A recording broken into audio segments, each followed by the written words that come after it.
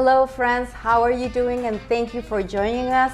We are coming to you from the legendary Cabo Wabo Cantina in Cabo San Lucas. And here with us is the one and the only Jorge Viana, one of the greats and one of also an iconic personality here in Cabo. Welcome and thank you, Jorge. Oh, well, thank you.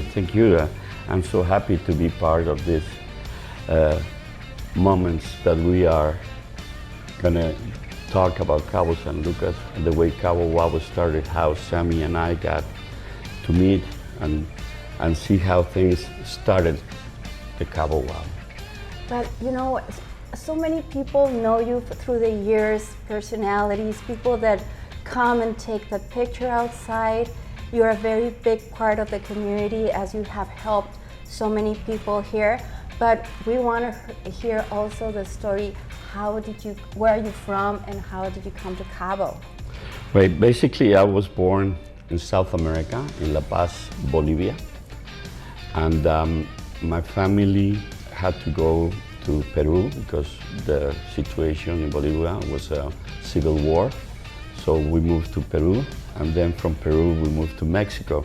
I came to Mexico City when I was 9 years old, and I went to school there, and I went to LA to high school. Then I came back to Mexico City, and I started administration, hotel administration. After finishing school, I found out there was a job in Cabo San Lucas at the Hyatt Hotel.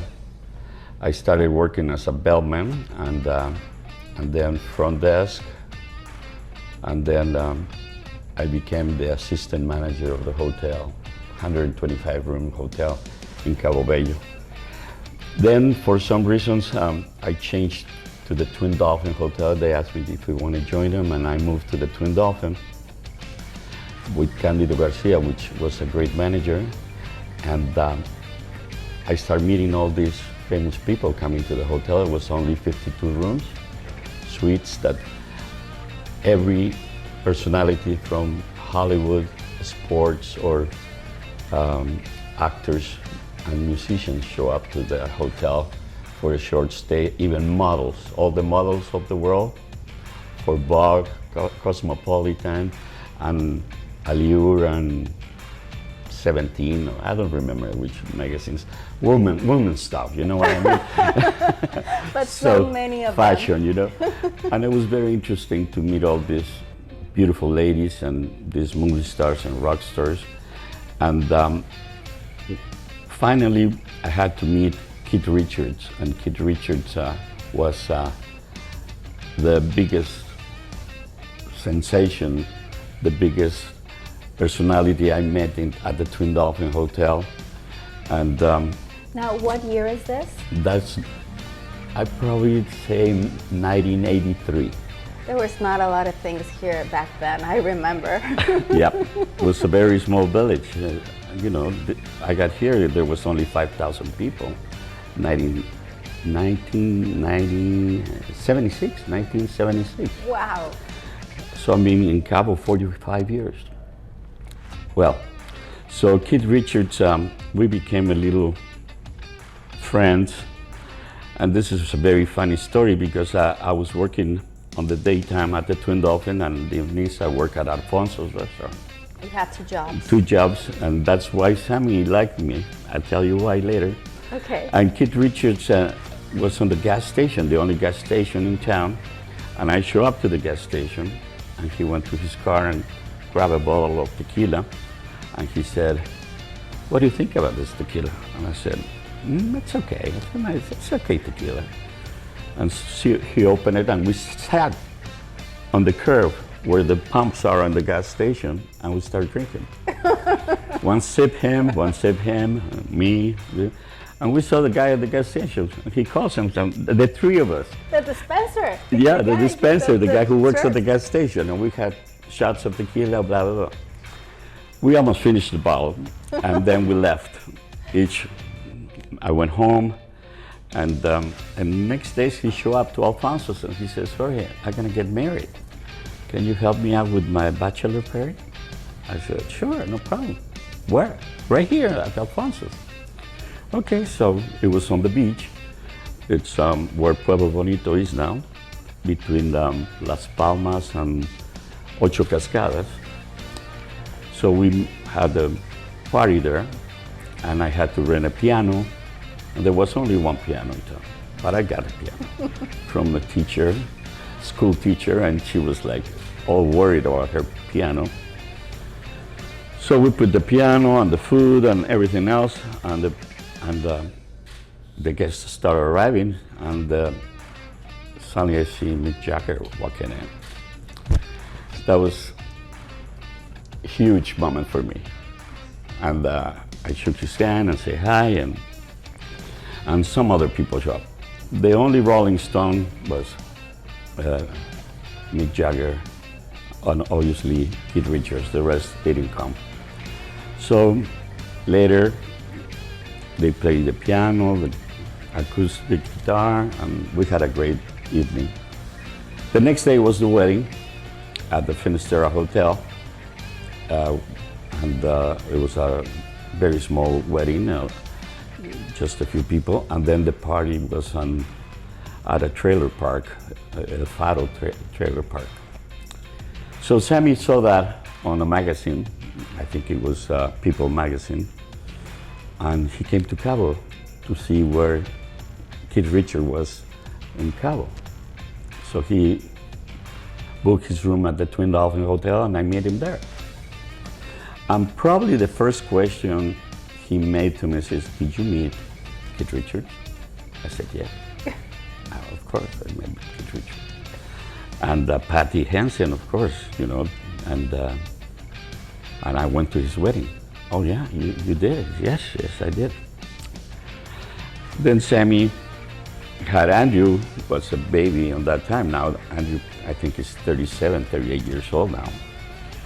And Andrew walked with him at the lobby, and there was a parrot in a cage. And the parrot, his name was Paco. And I said, hey, get some M&Ms from the store with peanuts, and the parrot is gonna make some tricks for your kid. And he did. He went and get them, and he says, hey man, my kid loved it. Andrew was so happy to see that parrot doing those tricks. That was the first time I saw him. The next day I saw him again, you know, 52-room hotel. You know all the guests. Basically, you know, remember every guest, the names and everything else. So the next day he says to me, hey, I want to go to town. I have to make a phone call. Oh boy, a phone call in town at that time. And there's no phone. There's no phones in Cabo. Probably there was only 100 lines of phones in the whole town. No, I'm exaggerating. Probably 50. I think so. And Sammy wanted to make a phone call to his manager, and we came to town, and he said, "Well, I'll get you a cab." And he says, "No, I want you to take me in your car. You have a car?" "Yes, I have a car." "Okay, let's go." So I got off from the Twin Dolphin at 3 p.m. So Sammy was there with his former wife and Andrew, and we came to town. And he made his phone call, and we went to the Aramburo, which was a block away from here, right on the corner of the plaza.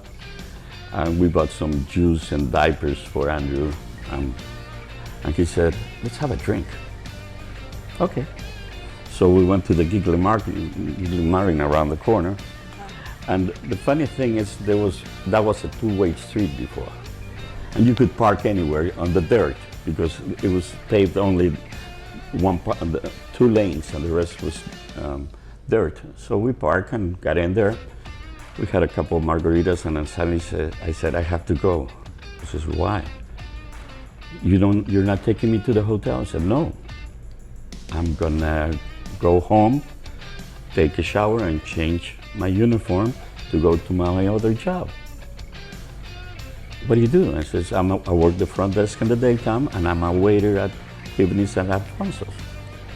And he says, "Why you are doing that? Why you got two jobs?"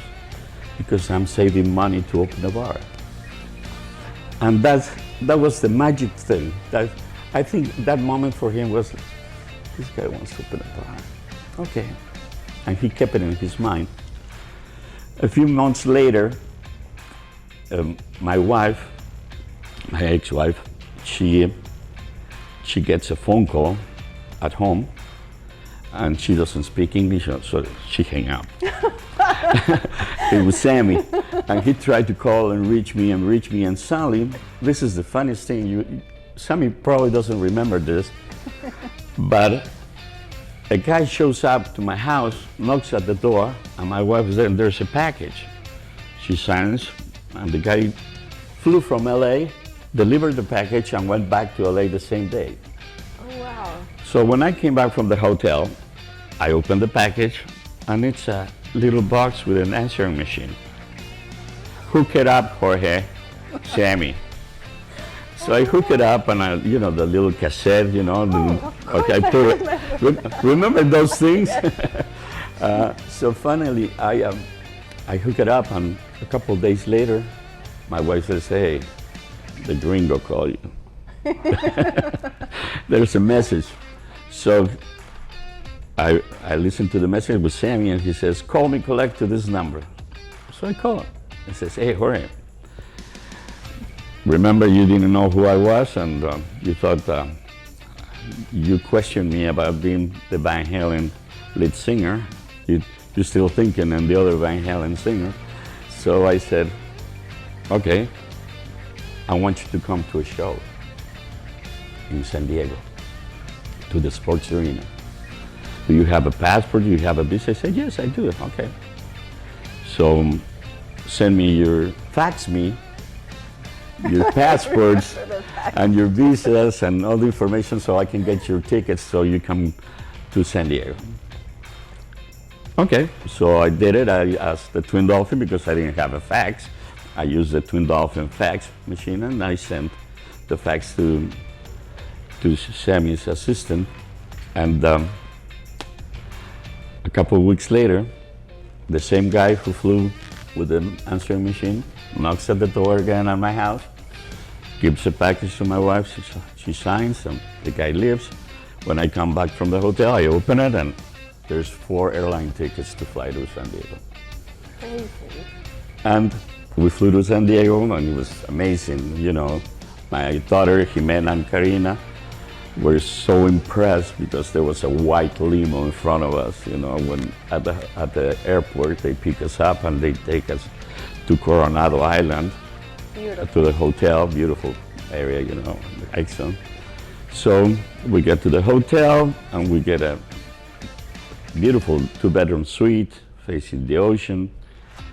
And then the door knocks, and Sarah North was Sammy's assistant, and Sarah says, "Jorge, Sammy wants to meet you at 7:30 in this room." Okay, so I went to the room, and I get there, and Andrew and some other people were there, and Sammy says, "Oh man, I'm glad you made it.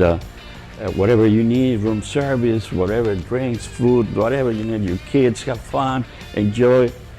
And we can leave in 45 minutes to the venue, so get ready." So we get to the lobby 45 minutes later, and Michael Anthony comes this way, and I meet Mikey, and we go to the venue in the limo, and in the other limo was Alex and Eddie Van Halen. And the police, the motorcycles open, in front of us. It was the arcade, That must have been. I was like, wow, what a great thing, We get there, we get to the venue, and Sammy shows me around, and there's, the food and all the catering and the whole thing, and I meet so many people and shaking hands to a lot of people. And suddenly he says, "Follow me," and we get to a room, and there's Eddie and Alex. And I meet him, and shook their hands and say hi to him and talk to him for a little while, and then they had to get ready for the show, so I left. We saw the show.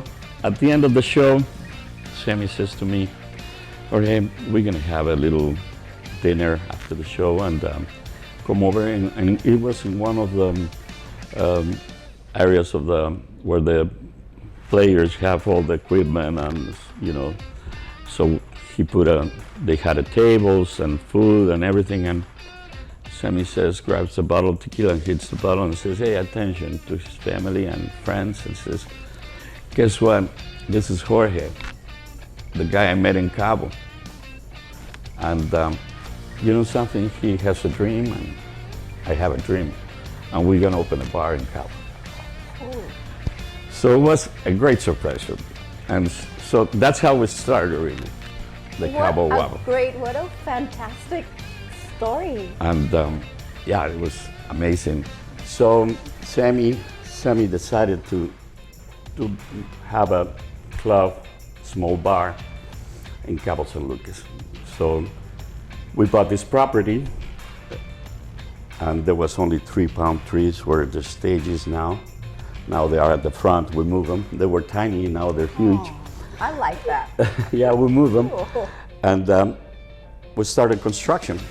Well, first of all, we have to decide who's going to be the architect and who's going to design the whole bar and everything else. So Sammy says, do a contest with the local architects. There's no local architect, Sammy.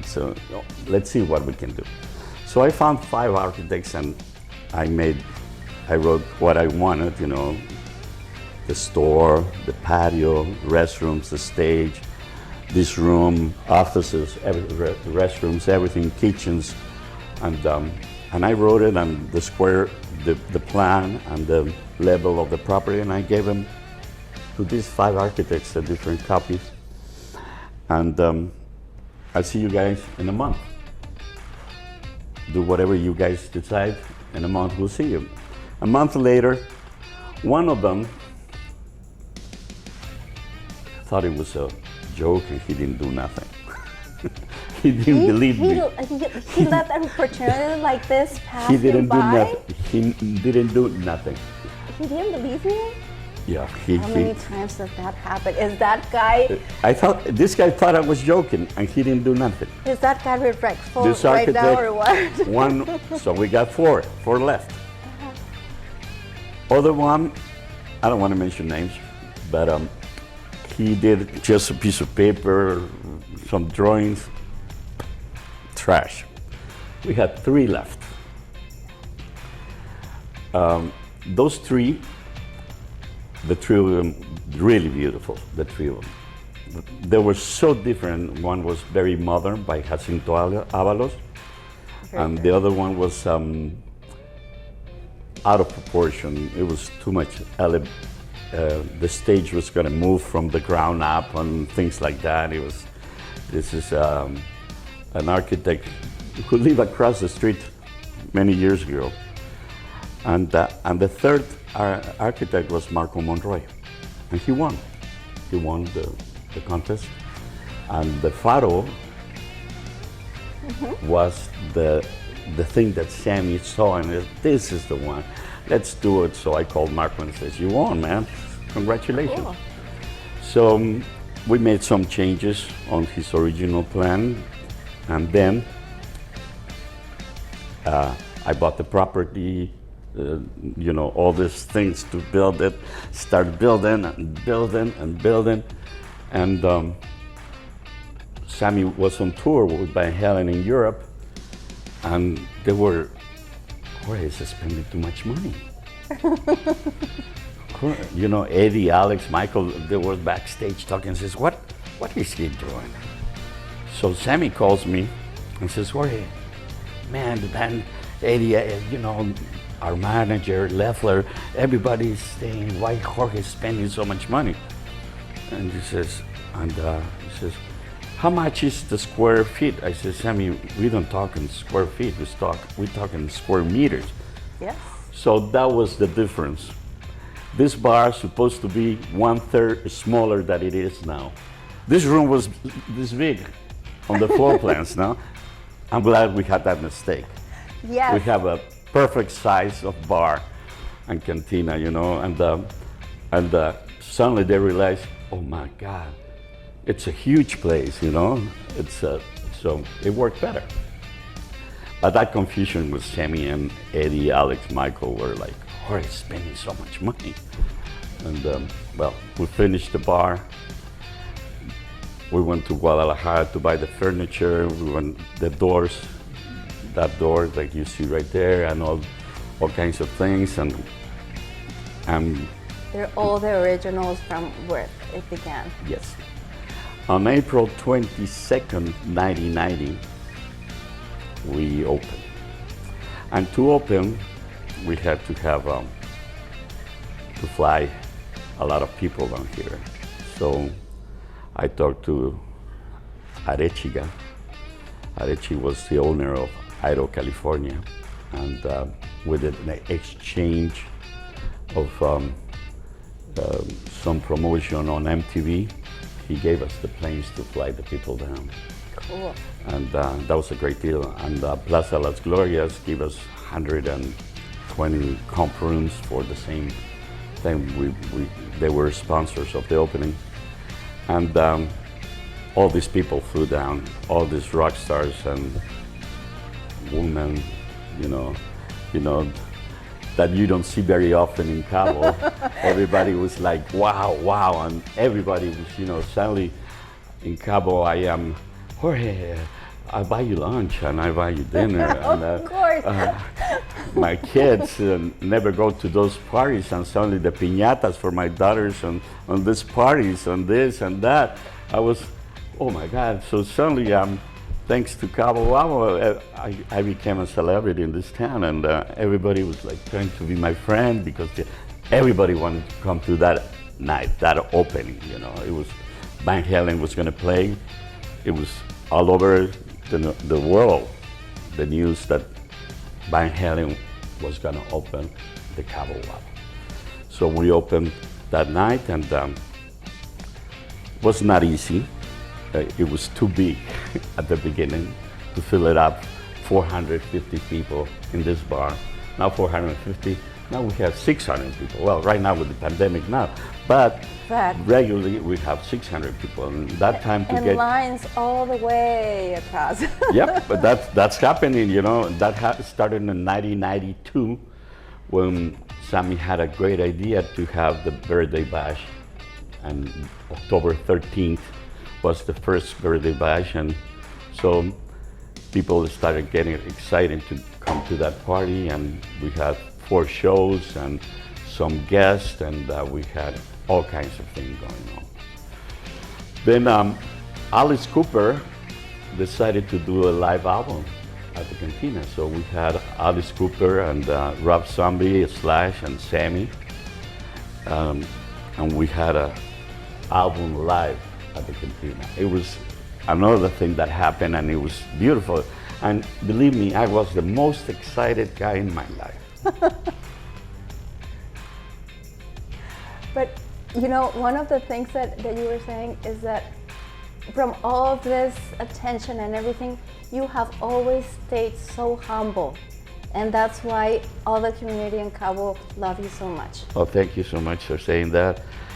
Definitely it's a responsibility to be manager of this bar, and we have so many employees, so many families who depend on us. I have great employees, great staff that I still have 2 since day one. They're going to be working with us 32 years this April 22nd.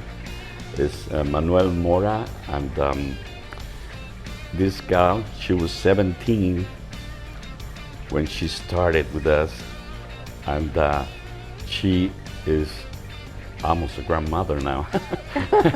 But Araceli, and she's a great lady, and we had a great time with her. She works every day, and Manuel is in vacations right now, but he's a great guy.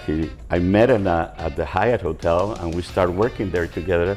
And we work at Alfonso's, and then we work here together because he's my friend and an employee, and a great employee.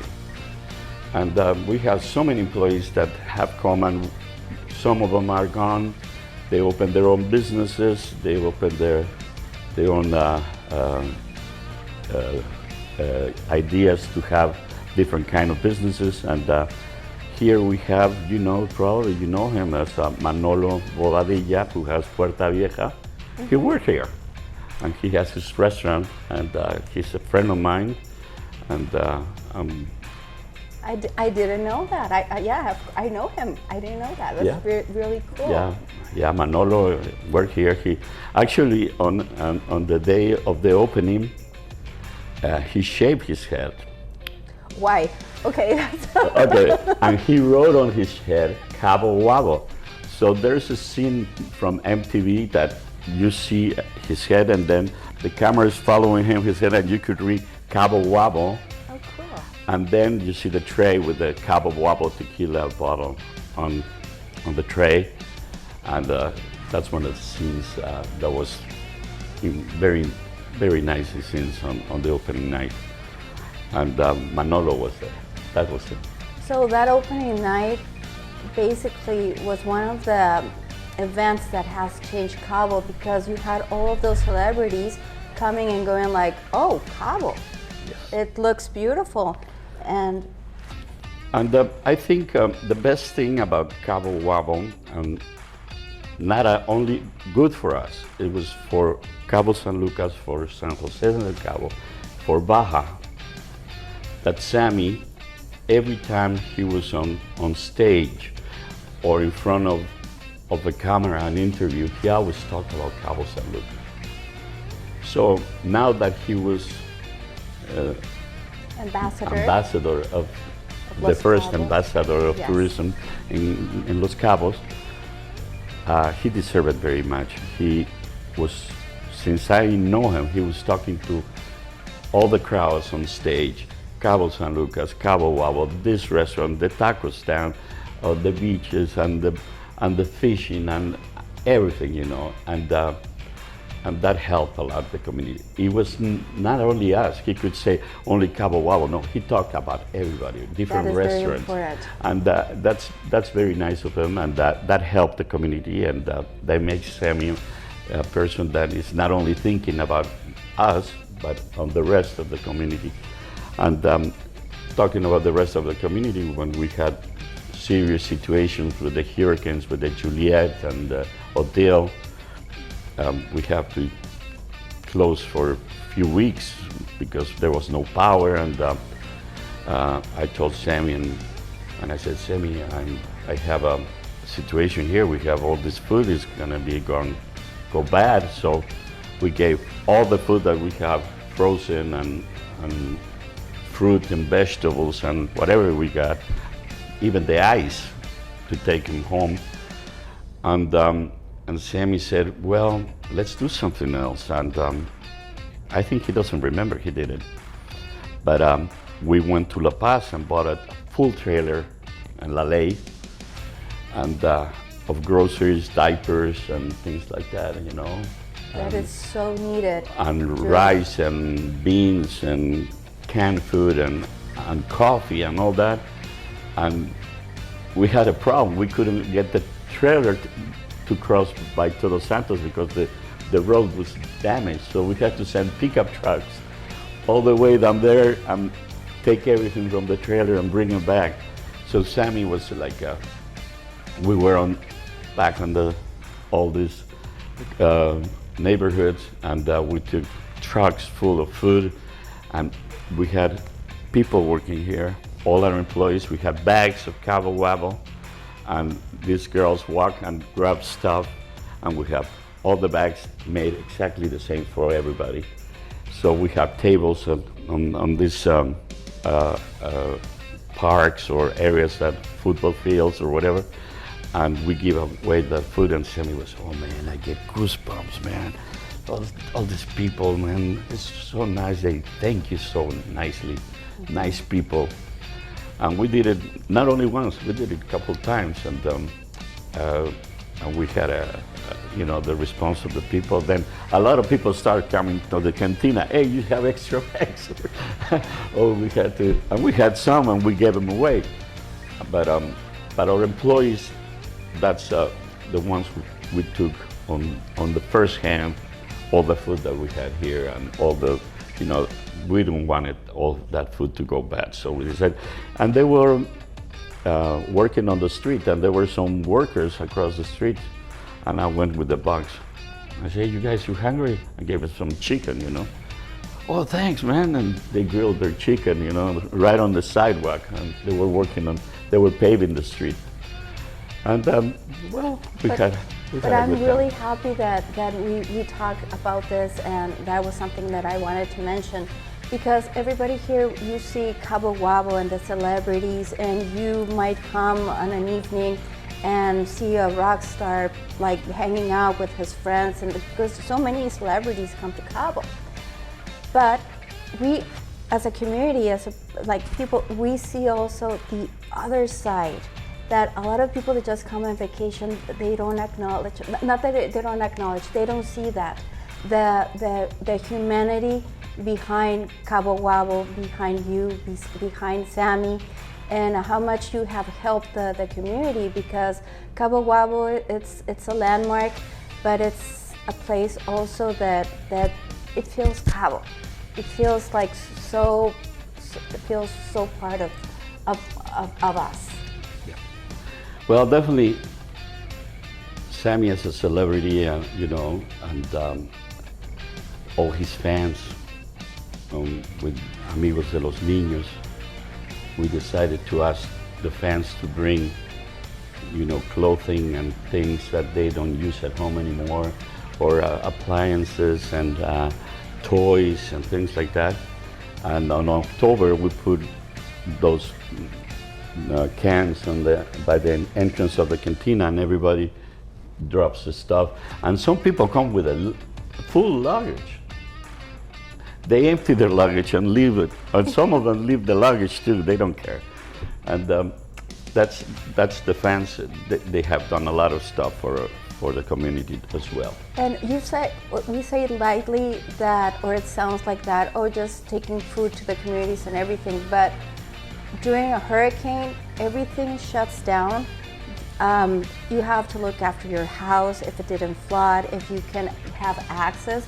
Like when we went through Odile, like it was a very hard time for everybody. And then going and helping other people, I mean, you have to live it to understand it, but it was something really big that you guys did.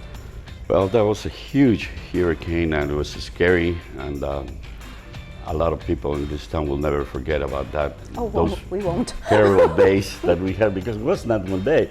It was a few weeks without power, like and fortunately we had a lot of help from the federal government and the state government, because Cabo was a whole mess, the whole town. And well, there's a lot of many things we have done in Cabo. It's like the shows we do with you never know who's going to show up and play or sing, or it's about 4 days ago, Toby Keith was here and he played, and the crowd got crazy. You know, you just says, "Oh, Toby's going to play?" It's crazy. You know, he wrote a song that is Cabo San Lucas. Yes. And I love this bar. Oh my God, I love that song. Is because of this? Yes, yes. Toby wrote that song for us. And Oh, cool.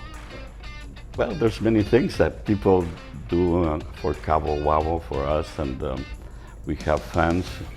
Not only Sammy's fans for the Red Rocker, now we have fans for the Cantina, and they come all the time. And a lot of people on the cruise ships come and get a T-shirt and take a picture on stage or things like that. So we are well known, and we're going to be 32 years this April, and for me it's the best experience I ever had in my life, to be part of Cabo Wabo and being Cabo San Lucas.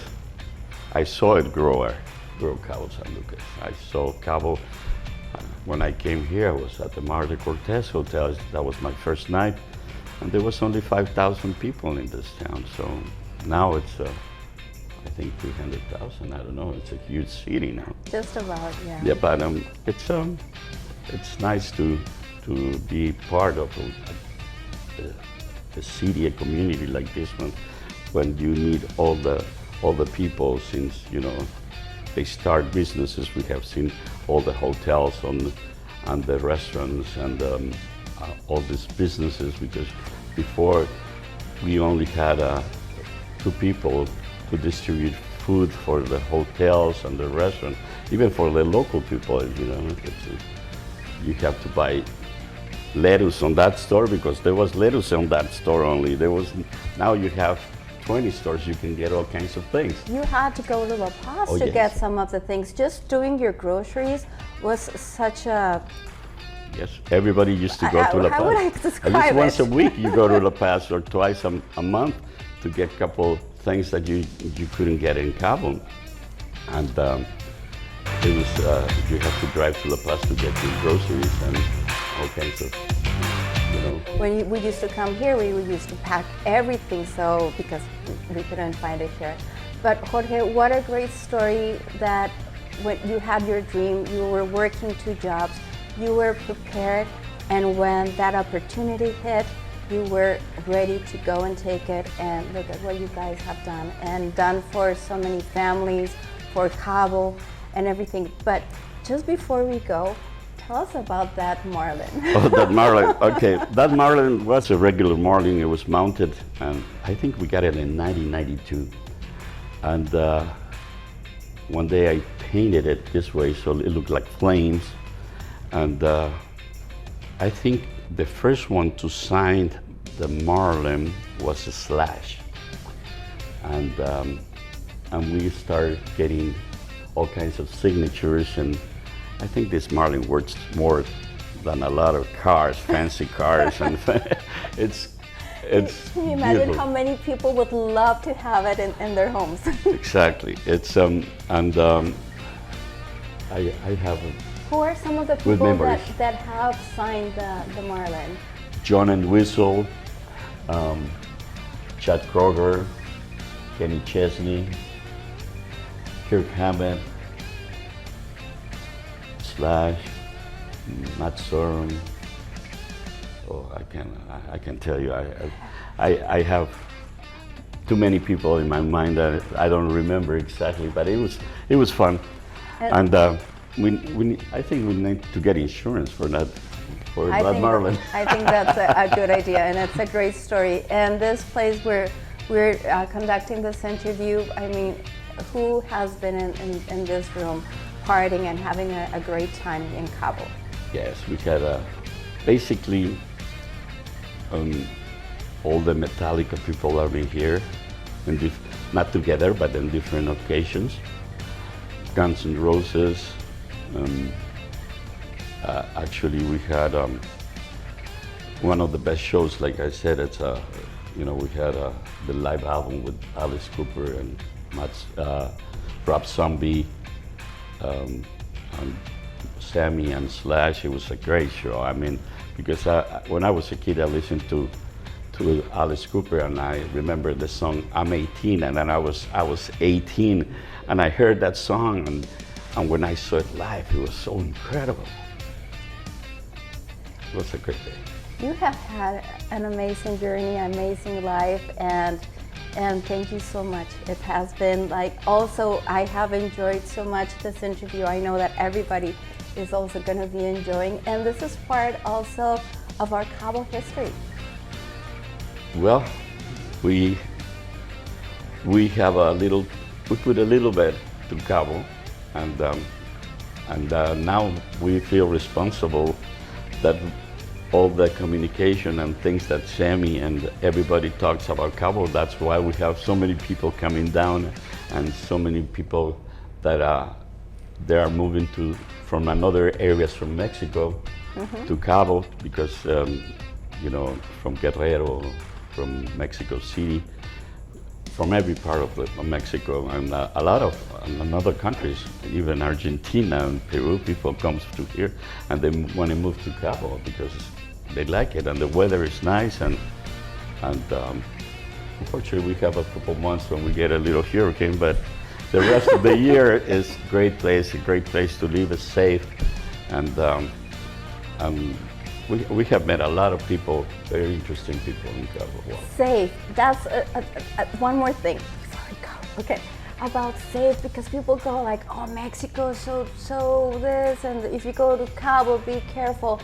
And also, Sammy has mentioned like that's fine, right? Yes, we have Sammy that, he drives his car from anywhere. He goes to restaurants, bars, no problem. And we in Cabo, we have a lot of security, and it's a safe place, and, unless there's crazy people who gets into trouble because they're looking for crazy stuff, but basically it's if you come to relax and have a good time, this is the best place in Mexico, I Cabo think so San Lucas. too. I think so. Los Cabos. Jorge, thank you so much. It has been a great talk and chat, and how you have taken us from the beginning, everything from this iconic place at Cabo Wabo. So thank you so much. Oh, it's a pleasure, and let's have a shot of tequila. Oh, I thought you never asked. I'm just kidding. So this is the Santo Blanco. I'm gonna hand you this Thank a little you. one, and here, Smells You good. know, talking a lot. When you talk like that, you get kind of thirsty. Yeah, it is. Thank you. Cheers. Salud. Salud. One shot? This is good stuff. It's smooth. Yeah, it's very nice. Oh, it's really and when good. you put it on ice, it's much better. And by the way, it's signed by Sammy. It's excellent, Paul. Thank you. Mm. Thank you so much. And guys, thank you for joining us and for following Destino. You can find us on Instagram, YouTube, everywhere, and also on our print magazine. Well, you will see a lot of this content. So thank you again for joining us. Gracias.